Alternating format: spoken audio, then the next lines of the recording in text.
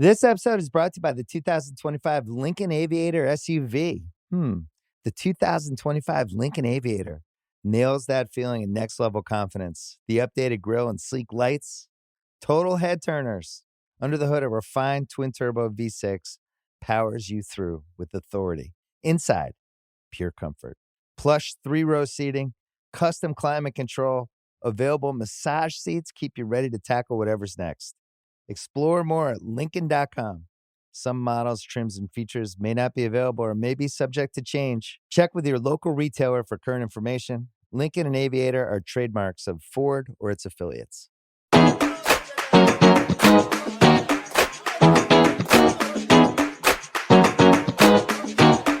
Hello and welcome again to the chat, the PD Avengers chat. Tim's here, I'm here, and Sonia's stuck in an airport. So we're gonna do this without her. Sorry, Sonia, that has to be miserable. That's got to be terrible.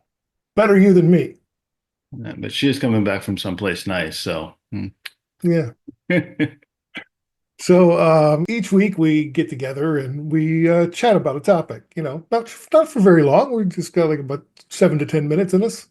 And we thought it'd be good to touch base with everybody. First off, if you've not signed up to volunteer for the Spark the Night, we need volunteers all around the world to get businesses and organizations to light up buildings, bridges, and iconic landmarks.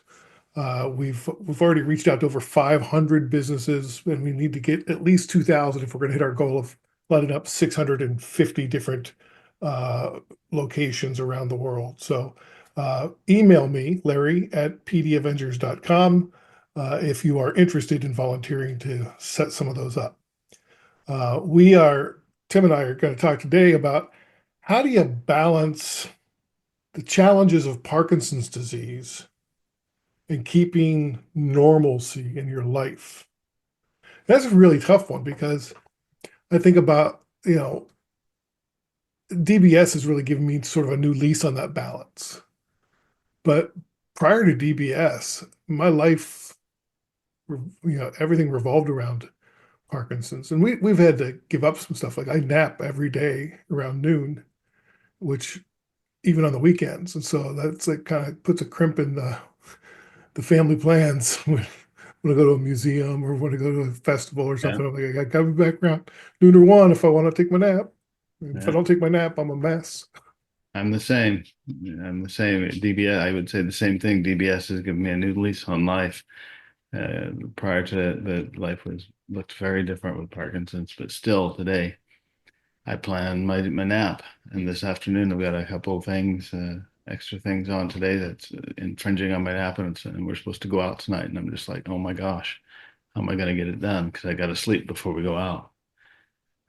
Otherwise, yeah, and it's I don't know about you, Tim, but for me, it is extreme daytime sleepiness. So like it hits me and I can't function. Yeah. Like the tiredness just washes over me. It's the one thing that the DBS did not affect one bit.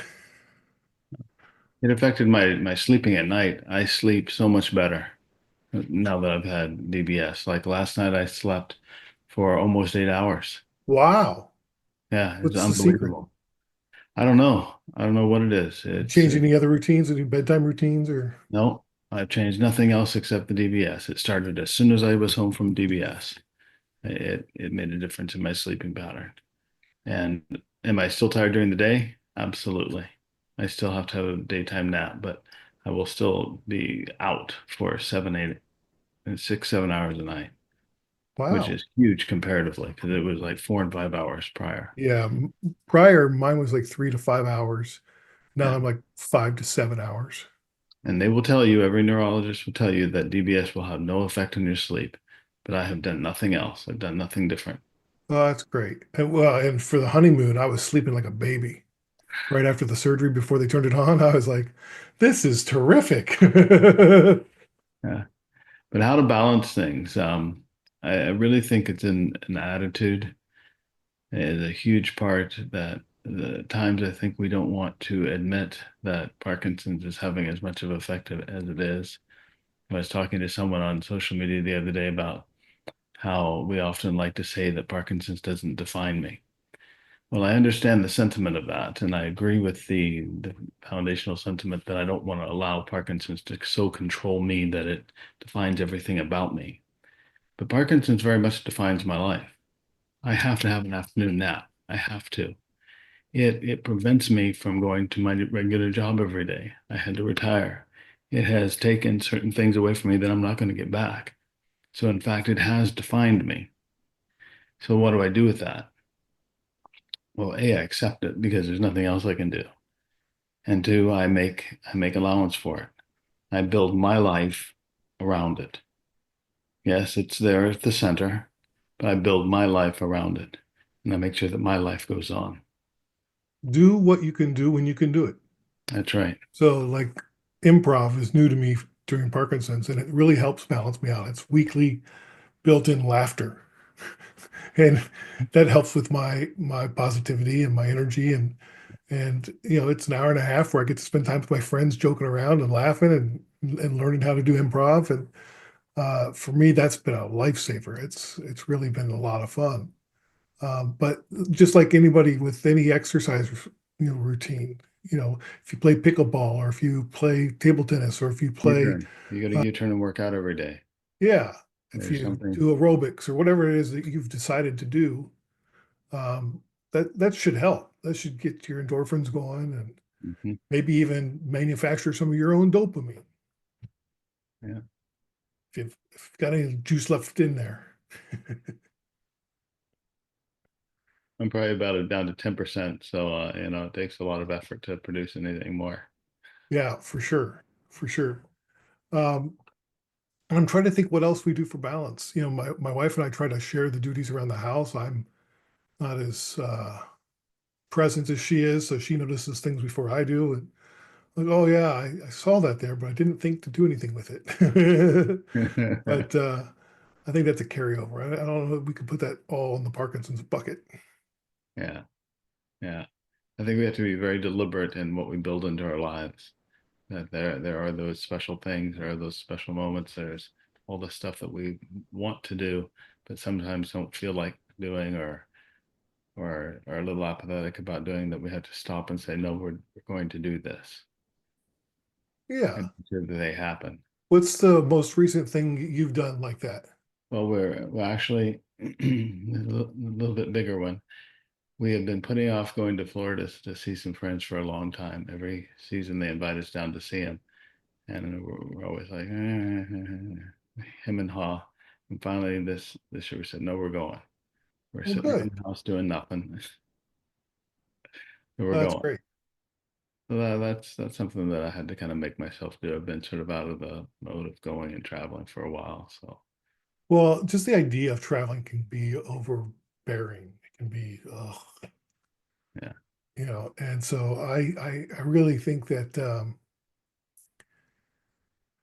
getting in the right frame of mind and setting that intention early allows you to build towards that, and it's actually builds hope as you look forward to it and you prepare for it. It I can don't know build. how you have found traveling with DBS now. Uh, I don't. Well, it depends on if you ask me or my wife. I'm fine. She thinks I'm getting lost all the time. I just take the scenic route sometimes. Well, they're not supposed to wand us, right? They're not supposed to put us through certain. Yeah, and they don't want me. Well, I I find get them just patted down everywhere I go, and I find I'm them like, just a oh, little obnoxious sometimes. They don't want to understand. They say, well, they understand pacemakers, but they don't understand DBS. I Then they, just called a brain pacemaker, and they're like, oh, okay, pacemaker. yeah, it's a bit challenging some days. I've gotten lost, not lost, but I've gotten forgotten standing over to the side waiting for them Oh, to come pat me down. yeah. There's certain airports where like they just make you wait because they think you're being difficult or they just don't Yeah, have enough people staffed, and there's one guy that does it for everybody. It's like, come on. yeah, it's a bit annoying. So that makes traveling a little bit more tedious than it needs to be, but still get Well, there. and speaking of traveling, I'm hiring, not hiring, I'm buying a card for hidden disabilities that I wear It's a sunflower card. I don't know if you've heard of that Yeah. program. Yeah. I've got one. And I'm looking forward to using it. I know the Vancouver airport has it. There's like, I think, a couple hundred airports worldwide that recognize it and have been trained on it. Yeah. I was a funny story with that. When I first got it, I was standing in the Winnipeg airport and this staff member comes over and starts talking to me. Like never happens, right? But come over and starts talking to me, being all friendly. And I'm like, what do you want? Like, why are you talking to me? Being a very bad example of what we should be, kind to people, right? Right. And I realized But that she's specifically responding to my sunflower yeah, that I have on. And she's asking about how things are going, if I'm got everything I need. And she was very, very kind. I was really taken aback by my own thick-headedness, and then too, just how kind she was. that's great. Yeah, it was very Oh, nice. they're too kind at the airport. You don't hear that very often. Yeah, you don't get that very often, but she Oh, that's was. good Yeah. because it can be overwhelming. Well, it can be You're so going 100 overwhelming. miles an hour and people are trying to get ahead of you online. And Yeah. Do you have your Nexus card? I do. I love it. Yeah. Yeah. I think every opportunity I can get. I have a handicap card. I got a Nexus card. I got, like, let me on early. I haven't gone the route of the handicap card yet. I'm not shaking. I look a little too good, I think, to get by with it. I don't shake, Tim. It's a hidden disability. That's true. True that. True that. Yeah. Yeah, we'll Give see. yourself all the advantages you can, because we're working too hard when we're not going to the airport and not trying to go through international security to not take advantage of it. True enough. I'll have to look into that. All right. Well, listen, we would love for you to join the PD Avengers. If you haven't already, go to pdavengers.com, sign up there for free. One of the best reasons to do it is because the more people that sign up, the more opportunity we have to make a difference in the world in ending Parkinson's. The bigger our numbers are, the louder our voice. Uh, there's no commitment. You're basically just signing up, real simple survey, and we'll send you some news updates throughout the month. And if you want, you can be as involved as you want to be. So you can volunteer, you can be a go-getter, or you can just get the newsletters and take them in, and you don't even have to go to the meetings. Love for you to go to the meetings, but you don't have to. And we would love to have you part of the PD Avengers. Absolutely. We need your voice and your story being told. You're the best one to be able to do that. All right. Tim, it's a pleasure talking to you and seeing you again. As always, Larry, it's always fun talking to me.